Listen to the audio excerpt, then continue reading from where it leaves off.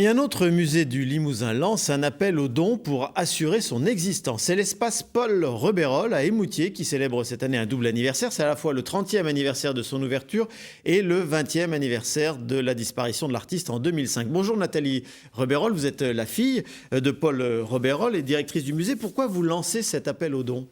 Je lance cet appel aux dons parce que c'est vrai qu'on est en danger. Parce que depuis quelques années, on va dire depuis 2021, où la région a supprimé l'aide aux emplois associatifs, ça nous a gravement impacté. Alors, la région avait pallié à ce manque qui était quand même de 26 000 euros, avait pallié à ce manque en 2022 en augmentant notre subvention de 20 000 euros. Mais là, du coup, il vous manque quasiment 40 000 euros sur 2 ans de la part de la région. Excusez-moi, ce rajout qu'elle avait fait en 2022 n'a pas été pérennisé ensuite, quoi. Donc on est retombé aux 74 000 euros qu'elle nous donnait pour le fonctionnement. Et ça commençait à devenir difficile. 2024 a été une année très difficile, comme pour tout le monde, on le sait bien, tout le monde en France, ça a été très difficile. On a une baisse de fréquentation, baisse de recettes. Donc, on était déjà en situation dangereuse.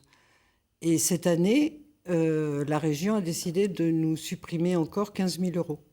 Alors c'est pour ça que vous lancez un appel aux dons, parce que ces dons peuvent être défiscalisés à la fois pour les particuliers qui nous regardent, mais aussi pour les entreprises qui deviennent mécènes de l'espace. Absolument, parce que depuis janvier, on est reconnu d'intérêt général, donc accès aux dons défiscalisés. Donc je fais cet appel aux dons parce qu'il est vraiment vital pour nous. Et d'ailleurs, bon, on a déjà des réponses et c'est assez encourageant de voir l'enthousiasme des gens pour aider l'espace Paul Rebérol parce qu'ils n'ont pas envie qu'il disparaisse. Et voilà.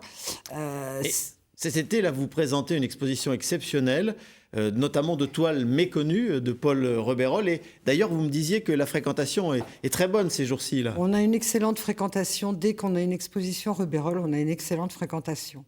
On a entre 60 et 100 personnes par jour. Et effectivement, cette exposition qui est tout à fait particulière puisque ce n'est pas le fonds permanent. Le fonds permanent est rentré dans les réserves.